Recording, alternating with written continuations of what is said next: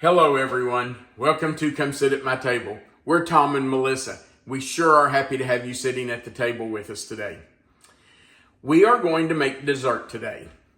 This cake is an oldie but a goodie. This recipe has been around for a long time and it goes by lots of different names. We call it a chocolate caramel poke cake. Now this recipe is in our cookbook. So if you have a copy of our cookbook, you can turn to page 282 and you will find the recipe for chocolate caramel poke cake, and you can follow along as we make this today. So let's get started. Let's start by talking about what we're going to use, and there aren't many ingredients, but let's talk about what we're going to need to make this chocolate caramel poke cake. First, we're going to start with a chocolate cake mix. You can use whatever brand, whatever kind of chocolate cake mix you want to use, but you will make that chocolate cake mix according to the directions on the box.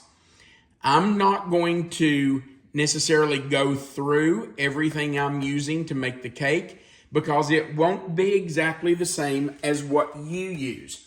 If you use a different brand, if you use a different sized box cake mix, your directions will be different. So I'm just going to make the chocolate cake, and you can come along while we mix it up, but I'm not going to give you amounts or ingredients because I don't want to confuse anybody. Just make it according to the directions on your box. After your cake is made, you're going to let it cool for about 5 or 10 minutes. Then you're going to mix together a 14-ounce can of sweetened condensed milk. Make sure it says sweetened condensed milk on it, not evaporated milk. You want sweetened condensed milk. And you want some caramel ice cream topping. I have found over the years that the best caramel to use for this is a runny caramel. Now, there are some wonderful caramel toppings out there that are really thick. You can use them. They're just not going to soak down into the cake as well as something that's runny. And I have found that this Smucker's is really good for this. So you use whatever brand you want. I'm just telling you, it's better if you find one that's runny. After we mix those together, we're going to pour it over our cake that we have poked holes in and let that soak down into those holes.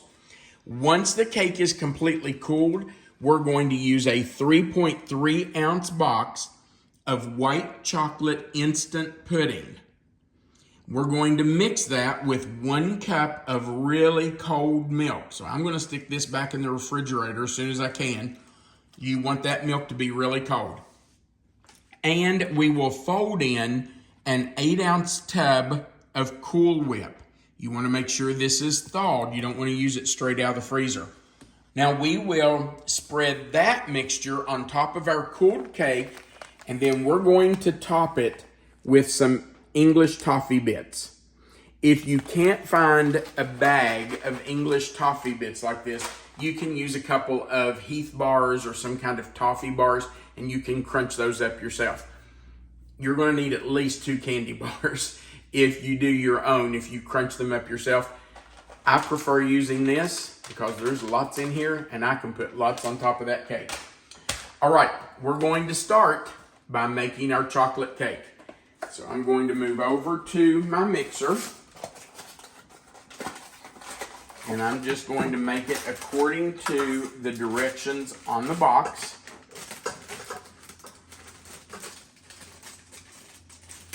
I'm going to put my cake mix in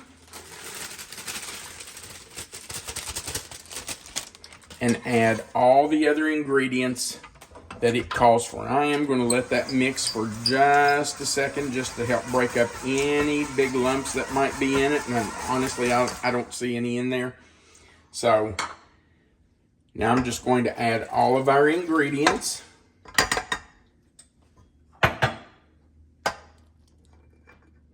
Unless I forgot to grab my spatula. There it is. Okay. Because I want all of that out there. That is flavor and moisture, so I don't want to lose that. All right. And the eggs.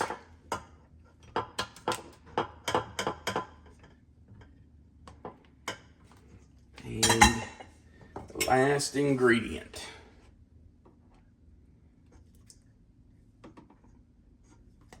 Okay.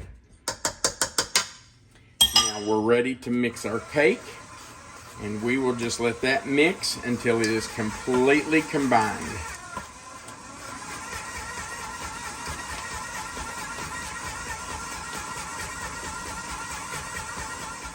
We have our cake batter mixed up, and I'm ready to put it into my 9x13 pan. If you've been around here a while, you know that when I bake a cake, I like to use cake strips.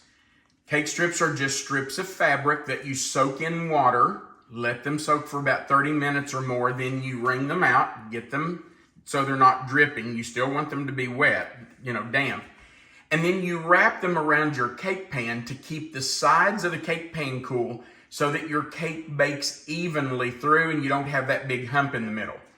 Well, the problem with a 9x13 is that the cake strips don't want to stay on. The sides of your cake pan are sloped in a 9x13, so they just want to slide off. In round cake pans, it's not that way. The sides are more straight up and down, and so it's easier to wrap them. So I found a little trick. I take my 9x13 pan, and I turn it upside down on a cookie sheet.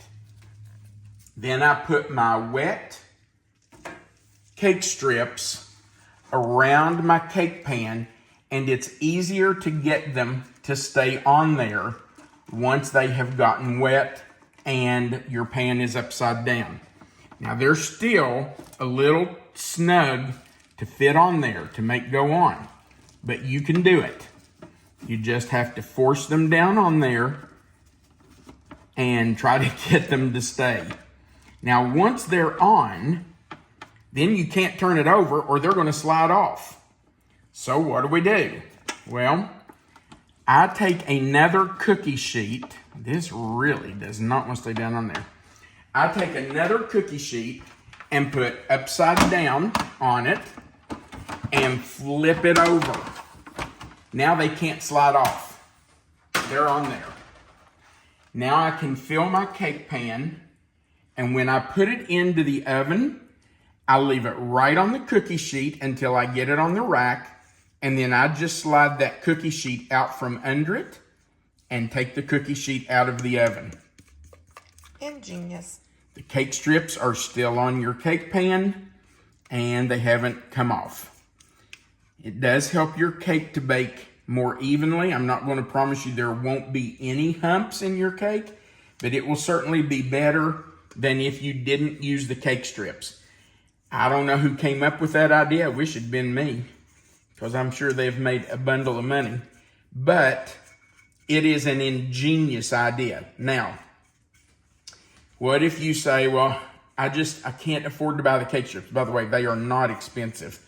Melissa, can you put a link on the video to those? I will try to find those, yes. Okay, they're not that expensive, and you can buy them online.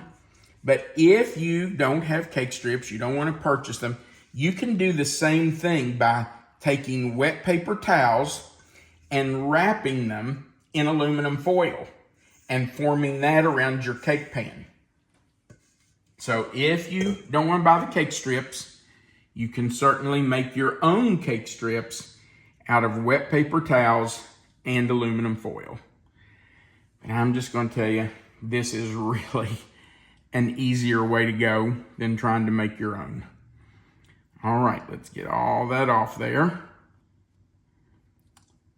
All right, now we're going right into our 350 degree preheated oven. I shouldn't have said 350 because you'll have to follow the directions on your cake box, but ours is 350.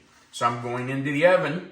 When it's finished baking, we'll take it out. I'm going to let it cool about 5 or 10 minutes, then we'll come back for the next step.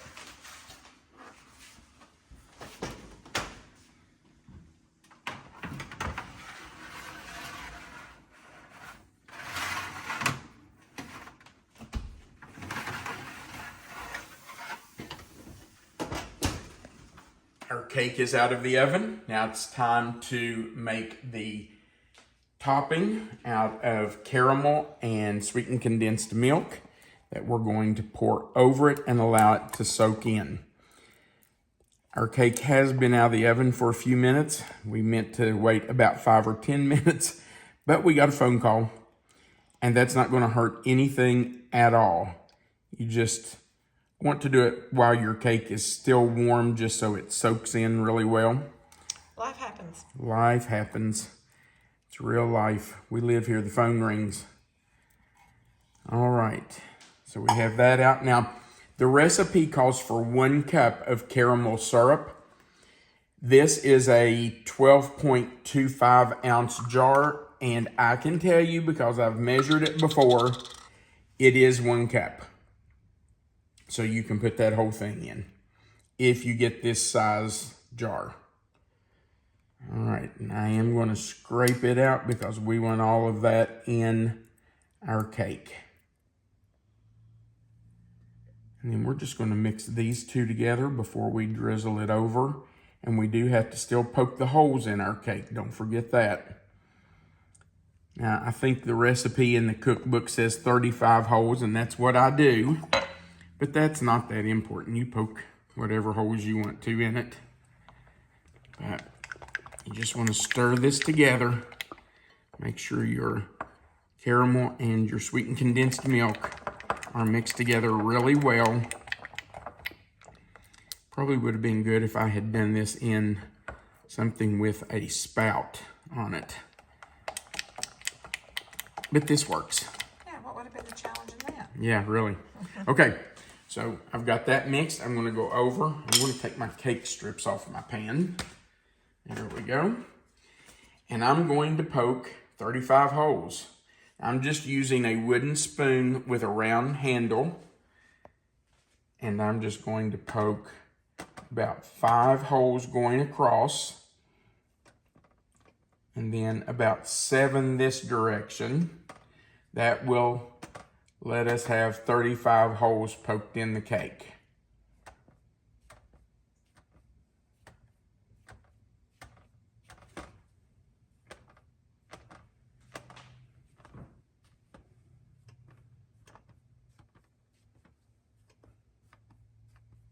Okay, now all I have to do, and by the way, see there's a little cake on there? Mm-hmm.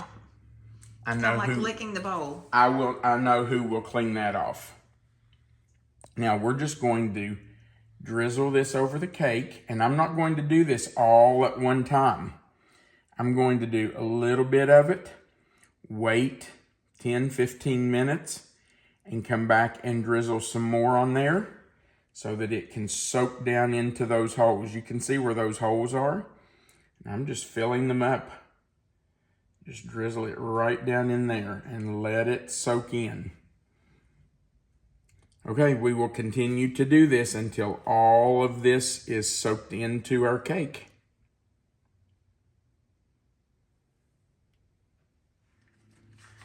Our cake has cooled. All of the caramel topping and sweetened condensed milk has soaked in. So we're going to mix our milk and our pudding mix. I'm going to put the milk in first. You know what? I should probably get all that milk out there.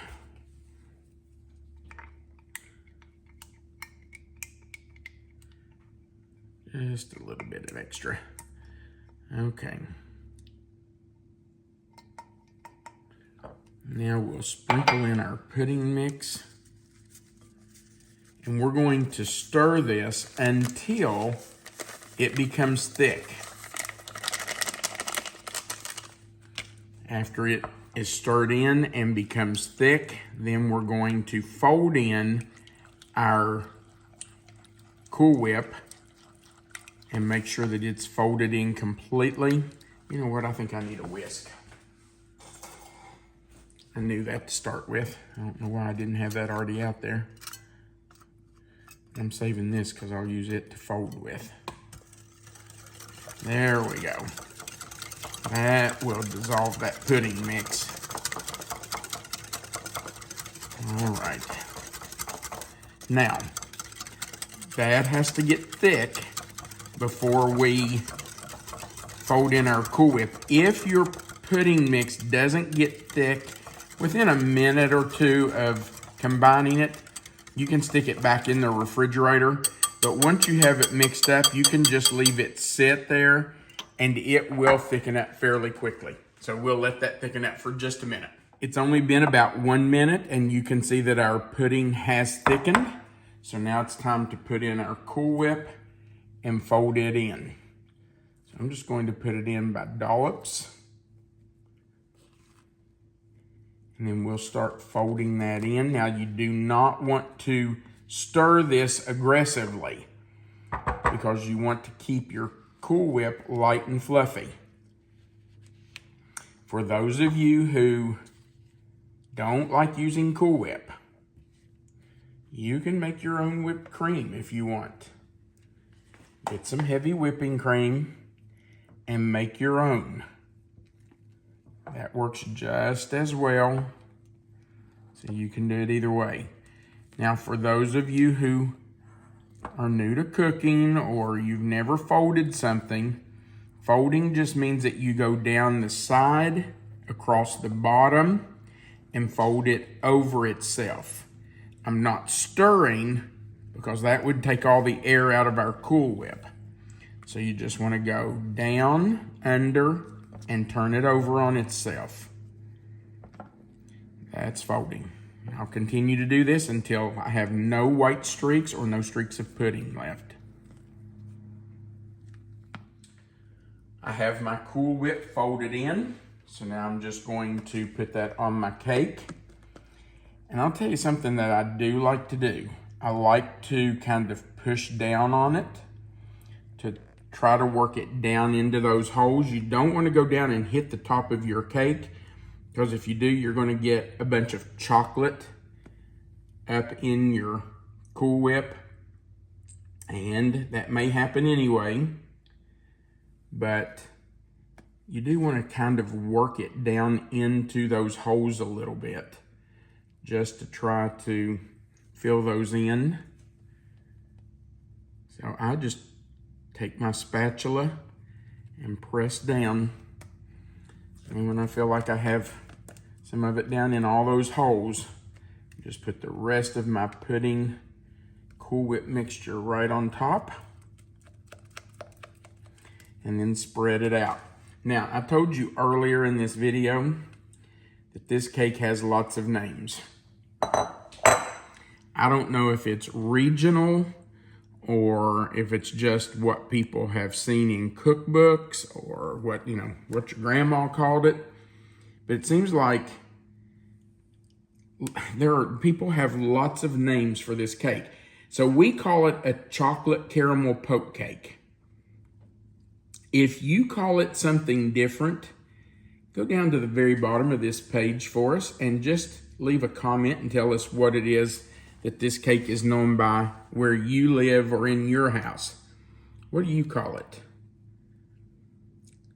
It'll be interesting to see how many different names we have from people. And if you want to, tell us where you live and we'll see if maybe there's a connection to where people live as to what it's called. That would be interesting to know. Now, as if this isn't good enough, here comes my favorite part. I love the Heath toffees on top of this. You can put as much, I'm not going to do this straight out of the bag because I know I'll dump it all. You can put as much or as little of this as you want on top. But I'm under the impression, get ready because this is not good grammar. I'm under the impression that the more you have, the more better it is. You've got to be kidding me. I can't believe you just said that. I know, that doesn't sound like me at all, does it? But I'm telling you, the more you put on it, the better it tastes. So, you put on as much as you want. For me, it takes a lot. All right, there's a little spot right there without any, and right there's a spot. Okay. Now, you can eat this right now.